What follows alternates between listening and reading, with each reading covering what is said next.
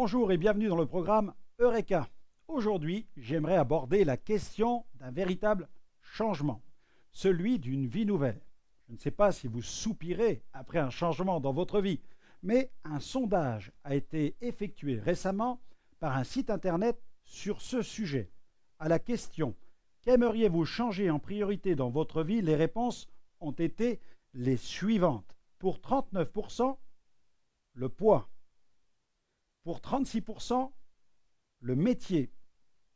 Pour 36%, l'âge.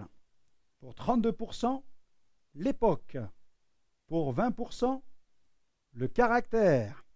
Pour 19%, la taille. Pour 8%, le conjoint, la conjointe. Pour 7%, le nez. Pour 6%, le patron. Pour 5%, la nationalité. Pour 4%, le sexe. Pour 3%, les parents. Pour 2%, la belle-maman. Pour 2%, la couleur de peau. N'avez-vous pas remarqué quelque chose dans les réponses à ce sondage? Personne ne propose un changement de cœur. Et pourtant, c'est le seul changement qui peut nous rendre véritablement heureux. Et la Bible présente ce changement comme une nouvelle naissance. Il est possible de naître de nouveau. Naître de nouveau. Tout recommencer. Le rêve qui a été atteint par des millions de personnes dans le monde. Pas étonnant que le site internet Second Life rencontre un tel succès aujourd'hui. Ce site offre tout un univers virtuel permettant à ses utilisateurs d'incarner des personnages, des avatars, dans un monde créé par les résidents eux-mêmes. Mais faut-il se créer un avatar, une identité virtuelle pour pouvoir prétendre à une nouvelle vie? Non, ça n'est pas nécessaire. Il y a mieux que le virtuel, car cette seconde vie, ou plutôt cette nouvelle vie qu'offre Jésus, est bel et bien réelle. Naître de nouveau, un rêve qui peut devenir réalité. Un jeune homme en avait assez d'être harcelé par sa mère qui voulait, coûte que coûte, faire de lui un chrétien. Chaque jour, elle le poursuivait avec sa Bible pour qu'il donne son cœur au Seigneur. Mais il ne voulait rien entendre. Excédé par l'attitude de sa mère, il décida de quitter la maison. Il ramassa toutes ses petites économies et il partit pour l'Inde à pied. Nul besoin de vous dire que le voyage fut long et que cette escapade lui permet de vivre toutes sortes d'aventures et de péripéties. Arrivé en Inde, il ne lui restait plus un sou. L'estomac tiraillé par la faim, il commença à voler les fruits qui se trouvaient sur les étalages des petits commerçants indiens. Mais très vite, il fut pris en flagrant délit et arrêté par la police. Enfermé dans une prison, au bout du monde, loin de ses parents, il était désespéré. Dans sa cellule, en guise de lit, il disposait d'une vieille paillasse reposant à même le sol. Épuisé, il s'allongea dessus, mais ne put trouver le sommeil. Les conditions de vie là-bas étaient véritablement austères. Et là, seul, face à lui-même, il se rappela que sa mère lui parlait souvent de Dieu. Il commença à réfléchir et à comprendre que ce qu'elle faisait, même si elle le faisait maladroitement, c'était surtout pour son bien. Il commença alors à prier, même si c'était timidement. Et puis, alors qu'il était allongé, il tourna sa tête sur le côté et aperçut un petit trou dans le mur. Il se mit à plat ventre et tenta de regarder par le trou. Peut-être allait-il apercevoir un autre détenu dans la cellule d'à côté. Allait-il trouver quelqu'un avec qui parler? Il regarda attentivement, mais il n'y avait personne. Quand soudain, des inscriptions sur le mur attirèrent toute son attention. Quelle surprise! Il ne pouvait en croire ses yeux. Incrusté profondément dans le plâtre du mur, il pouvait lire ces lettres accompagnées de chiffres qui correspondaient à cette référence qu'il connaissait si bien. Il s'agissait de la référence biblique suivante, Jean 3,16. Jean 3,16. Sa mère lui avait cité si souvent cette référence biblique, mais cette fois-ci, ce verset lui apparut d'une façon tout à fait nouvelle. Ce fut comme un clin d'œil de Dieu. Il comprit que Dieu voulait l'aider et qu'il avait déjà répondu à sa prière. Il se mit alors à prier régulièrement et commença à développer une relation personnelle avec Dieu. Quelque temps plus tard, rapatrié dans son pays, il fut reconduit chez lui. Quand sa mère ouvrit la porte, elle n'en crut pas ses yeux. Non seulement son fils était de retour, mais c'était un fils dont le cœur avait été changé, transformé, qui se trouvait là devant elle. N'est-ce pas rassurant de savoir que notre bon Père céleste nous attend sur le pas de la porte du royaume de Dieu?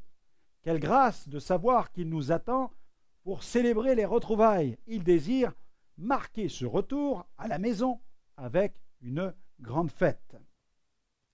Jésus n'a-t-il pas dit: de même, je vous le dis, il y a de la joie devant les anges de Dieu pour un seul pécheur qui se repent. Luc 15, verset 10.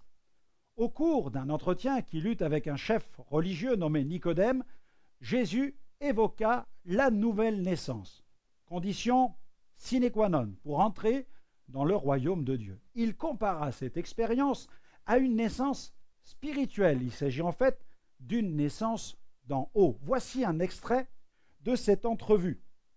On peut lire ce passage dans l'évangile de Jean au chapitre 3, verset 1er. Mais il y eut un homme d'entre les pharisiens nommé Nicodème, chef des Juifs, qui vint, lui, auprès de Jésus de nuit et lui dit: Rabbi, nous savons que tu es un docteur venu de Dieu, car personne ne peut faire ces miracles que tu fais si Dieu n'est avec lui. Jésus lui répondit: en vérité, je te le dis, si un homme ne naît de nouveau, il ne peut voir le royaume de Dieu. Nicodème lui dit: comment un homme peut-il naître quand il est vieux? Peut-il rentrer dans le sein de sa mère et naître? Jésus répondit: en vérité, je te le dis, si un homme ne naît d'eau et d'esprit, il ne peut entrer dans le royaume de Dieu. Ce qui est né de la chair est chair, et ce qui est né de l'esprit est esprit. Amen. Au cours de cette discussion, Jésus essaya de faire comprendre à Nicodème quelle est la signification spirituelle de cette expérience. Mais visiblement, le chef religieux eut les plus grandes difficultés à saisir la portée spirituelle des paroles du Seigneur Jésus. Beaucoup se trompent sur le vrai sens de la vie chrétienne. Aujourd'hui, être appelé chrétien peut signifier beaucoup de choses. Certains pensent qu'être chrétien signifie seulement aller à l'église le dimanche ou avoir été baptisé étant bébé, voire faire de bonnes œuvres. Pour d'autres, il s'agit uniquement d'un simple héritage religieux familial. Il faut le savoir, on ne naît pas chrétien, mais on le devient. Il est important de savoir qu'on ne naît pas chrétien, mais qu'on le devient. La vie chrétienne est la conséquence d'une rencontre personnelle avec Jésus. Cette nouvelle naissance confère une nouvelle nature. C'est pourquoi être bon, droit ou charitable ne signifie pas automatiquement qu'une personne est née de nouveau. Le salut ne s'obtient pas par les œuvres, il ne peut être le résultat de nos mérites personnels. D'ailleurs, la Bible enseigne dans l'épître de Paul aux Éphésiens au chapitre 2 au verset 9, ce n'est point par les œuvres, afin que personne ne se glorifie.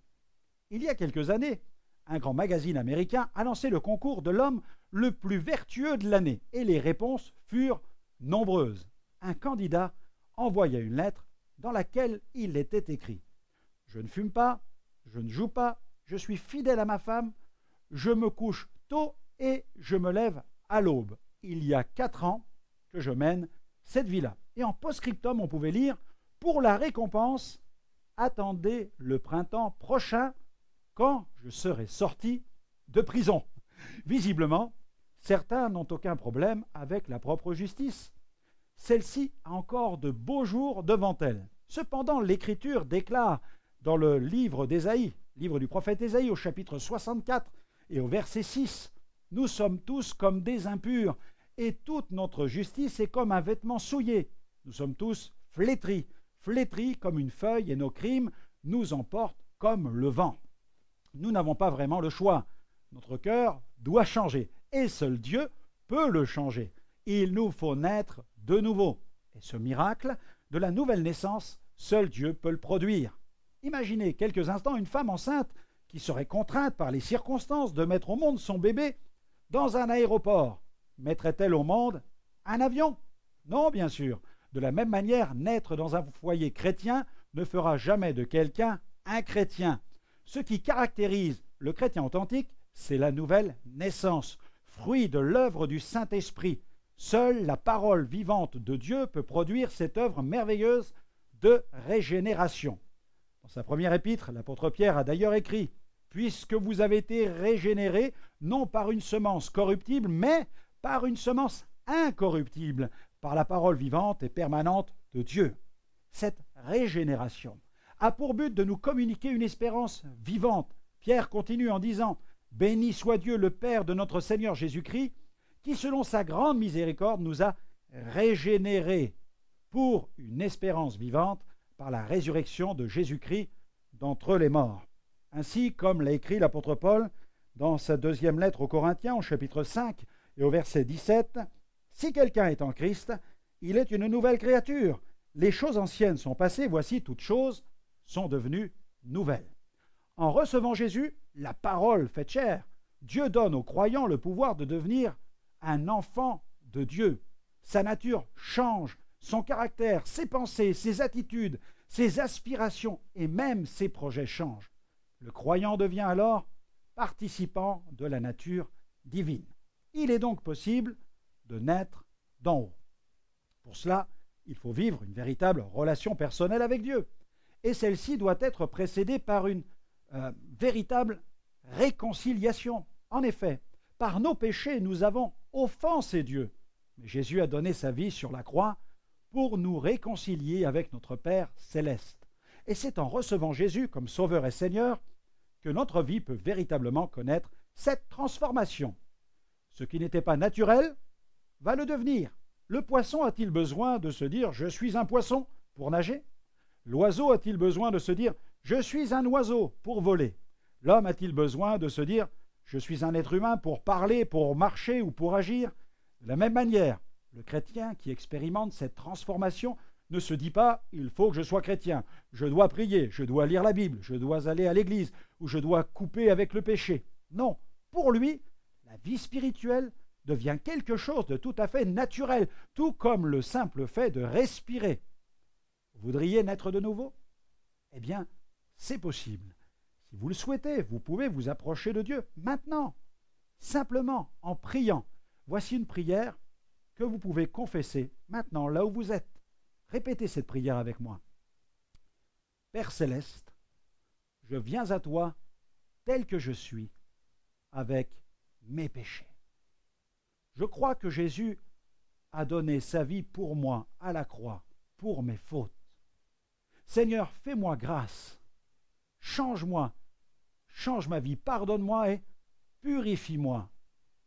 Je te prie de pardonner, Seigneur, toutes mes transgressions et de changer mon cœur. Je désire un véritable changement, Seigneur. J'aimerais tellement naître de nouveau. Toi seul peux produire un tel miracle.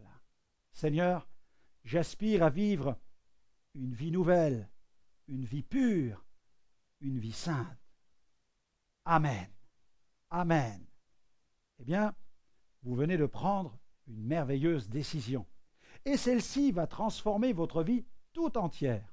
À partir d'aujourd'hui, votre vie vient d'entrer dans un véritable processus de transformation au quotidien. Vous ne serez plus jamais la même personne. Vous marchez maintenant sur le chemin d'une glorieuse destinée. Que Dieu vous bénisse.